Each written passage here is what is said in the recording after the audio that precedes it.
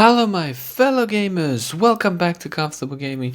We're talking the most addictive games you can play on Xbox Game Pass, to obviously Minecraft, farming simulator games, all sorts of things, to big open world MMO games, to just sink your teeth in, to cult classics that are just so fun, addictive to play, and many more. And starting with Minecraft, I mean, what more can be said about Minecraft? It's a world phenomenon game. It's super addictive because you can just jump in, doesn't matter how your skill level, and whatever you want to do, you can just sit, explore, build, collect, craft, create whatever your imagination fits. And there's so much to do in these games, and to this day it's still got ongoing, and people are playing Minecraft like crazy with good reason, because it is super addictive, it's super fun, and it's just such an addiction. There's just always something about this game to build, to do, to collect, and as new updates roll out, it keeps people playing over and over and over again. Next up we got Stardew Valley, and this was a small little game that is just blown up like crazy, and it's such a brilliant little thing. You play in this Stardew town, you meet different characters and stuff, and as you build your farm, grow your crops, go through the seasons of everything, growing and everything. It's just, I love the 2D HD art style to the cult classic game, so there's that also nostalgia, a little bit feel to it. The game just feels so cozy and so welcoming to play, and it's super addictive, super fun to play, and lots of fun. It doesn't take itself too seriously, but it's really good. And next up we got Monster Train, and this is one of the most addictive card games you can play on Game Pass. With so many ways to build your deck and different monsters to choose around and fight. It's a classic type of thing with a lot of RPG elements and things like that, which is really cool. And there's like different levels to fight. It's not just your basic card game of just throw your cards and type of thing. So it's done really well. It follows a little bit of what Hearthstone has done in all those great card games, and it's super addictive. Next up we got Disney Dreamlight Valley, and if you wanted to always be in that Pixar world, Disney World, this recent entry is just one of the best you can do. You build your own character, customize the character the way you want to be, a Disney princess, whatever you want to be, and just go and explore what's happened to Dreamlight Valley. It's been kind of corrupted, and your kind of thing is to rescue, and you meet Scar, and you meet all the great characters throughout the Disney franchise, and as you try and rebuild everything. And plus that, you can build your own house, you can build everything around, you can do fishing, you can do so many quests, change the way your character looks. There's so many things to do that will just keep you so hooked and addicted. You just, I just want to finish this, build this, do this quest, collect this fish, do this, clear up this part of the town, change this, how this looks, build this, change this furniture, unlock this. It's just so super addictive. It's like the Disney builder simulator quest game of everything in one, and with good reason. It is a really fun and really good game, and it just will keep you hooked for hours and hours on end, and there's just so much to do here, and just you will never find something not to do. It's a really massive game. Next up is Injustice 2, and I think a lot of people forget how addictive this game is. Like a fighting game, besides its amazing and breathtaking combat that NetherRealm Studios have done with this game, to its really epic story for a fighting game. Its biggest was is when you finish the game and you unlock the multiverse, and you can just build all sorts of different builds for your different fighter and unlock new tiers and costumes. And as you unlock crazy sets that just you keep coming each week doing the fight, so you can unlock this specific Batman set and things like that. It's so addictive.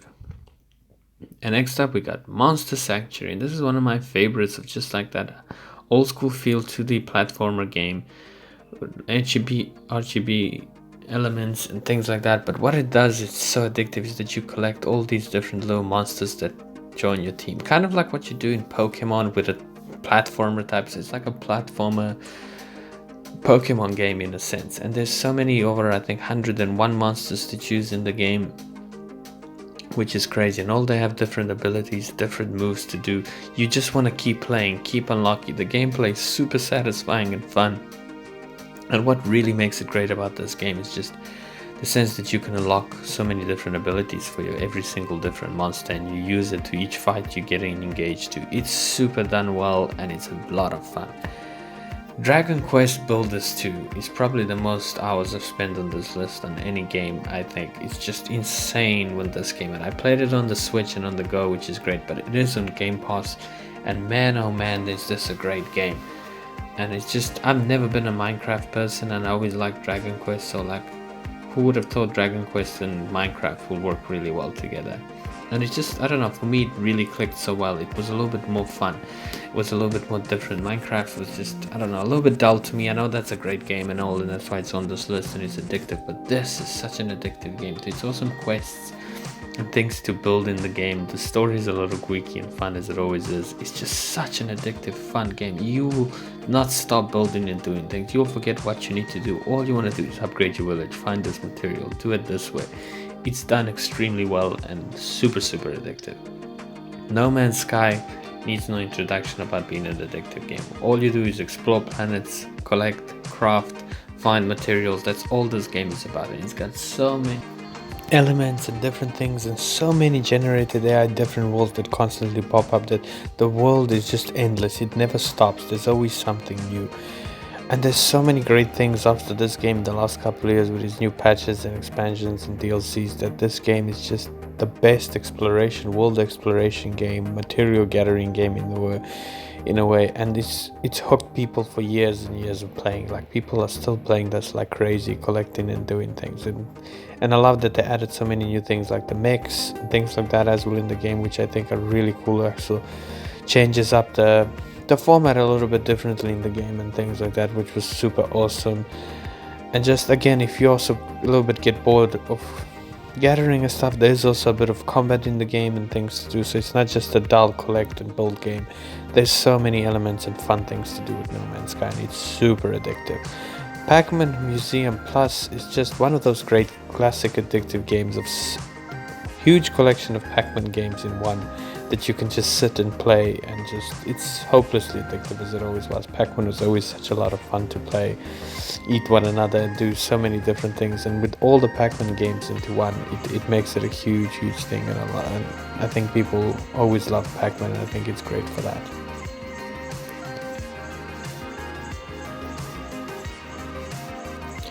And if you never played Pac-Man in your life, you'd be one of those, maybe a younger generation, which I understand, and you never experienced Pac-Man. It's just such a great thing to go through and play again and collect. And especially the games a lot of people forgotten about, that just the classic Pac-Man. And it's, like I said, it's so fun and it's so enjoyable to do it, hit the other monster, getting chased and then chase him back.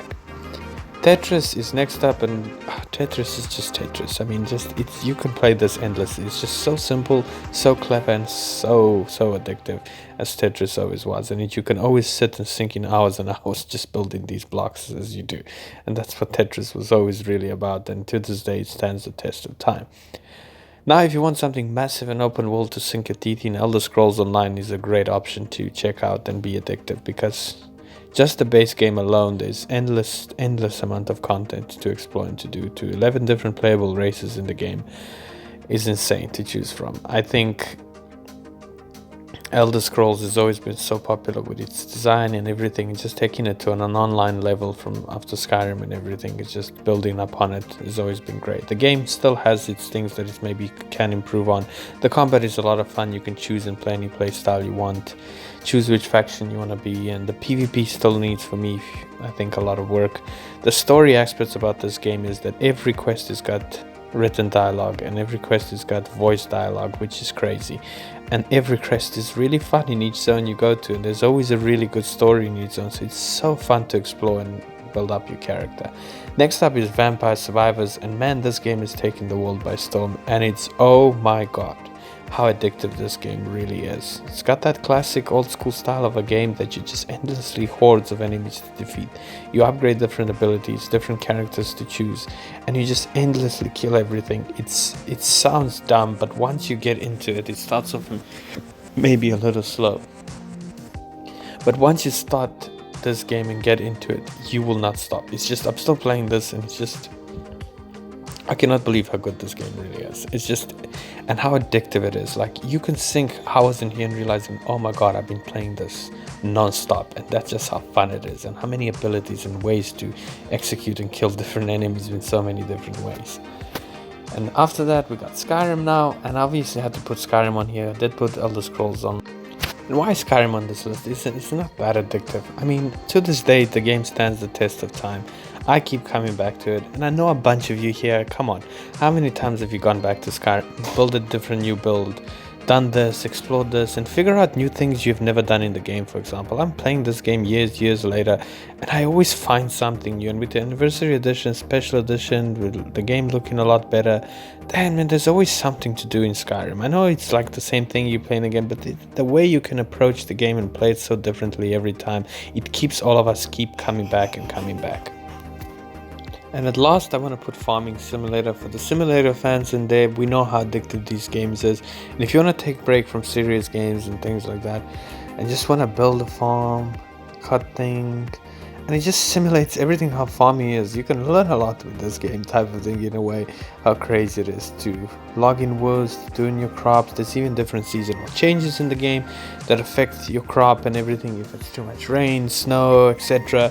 It's done really well, and just the latest Farming Simulator is really good. And you can jump in with friends, you can play everything together with a bunch of friends and do it all if you want as well, to help you build your farm. And the way you can expand and do so many things to crazy heavy machinery, the game is kind of endless in the same too. It's really addictive. It's like you just wanna, oh, I wanna grow this, I wanna build this, I wanna move this. It's really addictive and a really fun one. Thank you guys for watching. I hope you liked this video, and I'll see you guys all in the next one.